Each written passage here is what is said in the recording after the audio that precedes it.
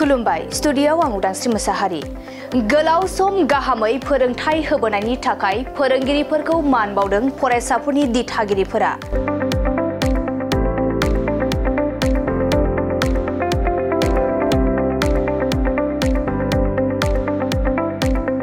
नैरोजा 13 इं मायथाइयाव क'क्राझार जिल्लानि पाटगाव लाब्राबथियाव गायसनजानाय सेन्ट जन बस्क' फरायसालिनि सा 45 फरायसा फरायसुलिफोरा देग्लायनि मेट्रिक आनजादाव जिरायदों। सेन्ट जन बस्क' फरायसालियाव क थाखोनिफ्राय जागायनानै थाखो 10 हालागै गोलाव सम फरायनानै देग्लायनि मेट्रिक आनजादाव जिरायनो हानाय फरायसा फरायसुलिफोरनि बिमा-बिफा दिथागिरिफोरा दिनै फरायसालिनि फोरोंगिरिफोरखौ मान बावनाय हाबाफारि खुंफुङो।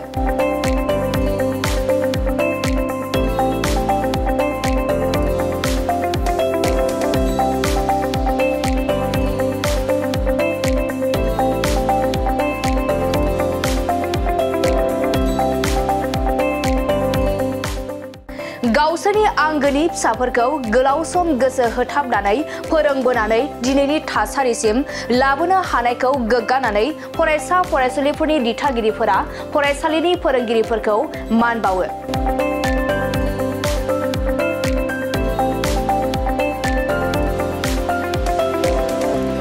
मान बावनाय हाबाफारिजों लोगोसे फरायसालि सामलाय आफादनि आफादगिरि चन्दन ब्रह्म, फरायसालिनि सामलायगिरि जेफ्रि इस्लारि, गाहाय फोरोंगिरि गिलबार्ट बरगयारि मोनहा फरायसाफोर आरो दिथागिरिफोरखौ लानानै जिउ राहा दानायनि मोनसे सावरायनाय हाबाफारिबो लानाय जायो। सेन्ट जन बस्क' फरायसालि सामलाय आफादनि आफादगिरि चन्दन ब्रह्मआ हाबाफारिनि सायाव खौरां बिजोंनि गेजेरजों मा फोरमायदों फै आबुङै मिथिना लानि। दा दिनै जोङो माखासे गोनांथार जोङो दिनै प्रग्राम लादों। जोंनि गथ'फोरखौ बे फरायसालियाव 2 बोसोर जोंनि बे सेन्ट जन बस्क' फरायसालियाव गथ'फोरखौ जोङो फरायबाय। गोरलैनिफ्राय दिनैसिम 12 बोसोर जोङो बे फरायसालियाव फोरोंनानै दिनैनिफ्राय जोङो बे फरायसालिनिफ्राय बारग'नायनि लामायाव फैबाय। थामहिनबा जोंनि गथ'फोरा मेट्रिक एग्जाम लिरबाय। दा मेट्रिक एग्जामा दिनै लास्ट फरिखा बिसोर बिथांमोना होनानै फैबाय। दा बिनि थाखायनो जोङो बे गोबाव समाव जोंनि गार्जेनफोरखौ लानानै गथ'फोरखौ लानानै गावसिनि रोंगौथिजों जोंनि गथ'फोरखौ बेसिम लाबोनायनि थाखाय जोङो गार्जेनफोरा मोनसे हाबाफारि लानाय जादों। बे हाबाफारियानो जाहैबाय जोंनि गथ'फोरखौ फोरोंनायनि थाखाय बे एफा गोबाव जोंनि गथ'फोरखौ फोरोंनायाव जों सारमोनखौ सनमान आरो मान होआब्ला आद्रा जागोन साननानै जोङो गार्जेनफ्रा गोसोखांनानै बिथांमोनखौ मान आरो सनमान होनाय जोङो हाबाफारि लादों। आरो बेजों लोगोसे जोङो मोनसे हाबाफारि लाबावदों। बे जाहैबाय दिनै बिथांमोना जोंनि गथ'फोरा मेट्रिक पास जाखांनायनि उनाव बिसोरनि केरियारा स्टार्ट जासिगोन। जे जोबनायाव बिसोरो मा आयदायाव बा मा थांखि लानानै साक्सेस जाहैगोन बेबायदि मोनसे केरियार काउन्सिलिं होनो जायखौ इंलिसाव। दा बिनि सायावबो जोङो सारमोननिफ्राय गोबांथार बाथ्राखौ जोङो दिनै हाबाफारिनि गेजेरजों बा मेलनि गेजेरजों जों सावरायनानै मोननो हाबाय। दा बिनि थाखायनो जोङो सारमोनखौ साबायखर बावनाय आरो केरियारनि बाथ्रा माखासे सावरायनाय, बेजों लोगोसे जोङो माखासे जानाय लोंनायबो जोङो सारमोनखौ जाहोनानै सनमान होनाय दा बेबायदि जों हाबाफारि लादों।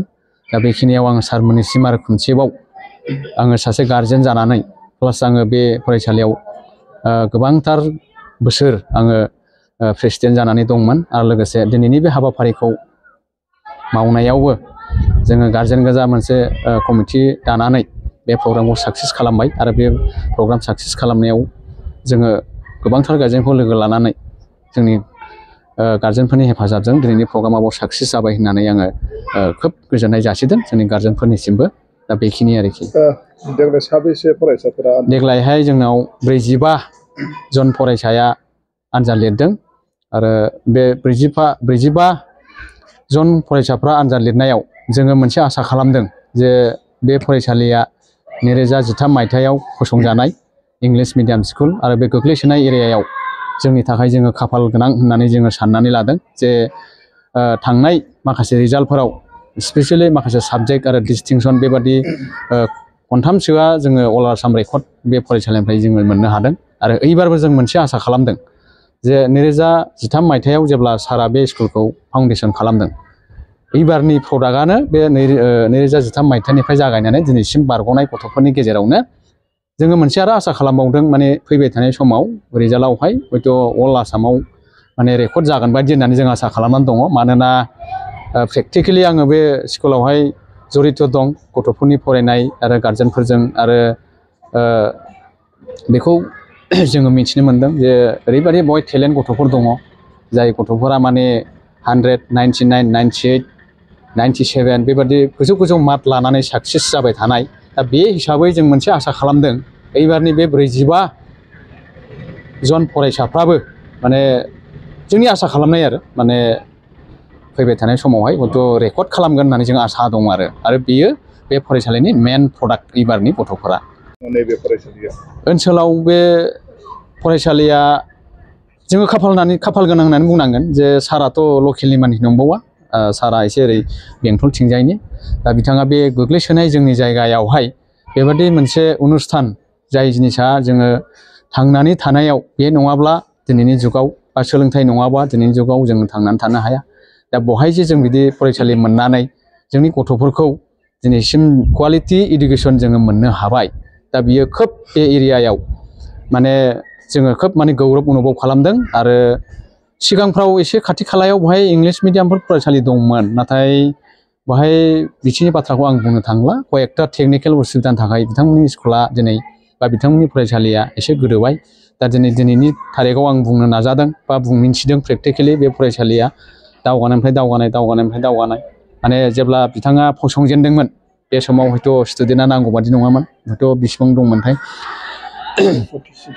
46 स्टुडेन्टनिफ्राय जागायजेननानै दिनैसिमाव बे एरियायाव बेनिख्रुइ बांसिन स्टुडेन्ट थानाय थामहिनबा 860निबो बाराबाव स्टुडेन्ट दं दा LKGनिफ्राय UKGनिफ्राय लानानै क्लास 10 सिमनि गेजेरावनो 860नि बारा स्टुडेन्टआ दिनैसिम बे स्कुलाव फरायनानै बयबो गार्जेनफ्रानो मोजां मोननानै दिनै बे स्कुलाव लोब लोब बारायबोनाय आरो जोङो बेबादि फिथाइ मोजांखौ मोनबाय थादों होनदों आरोखि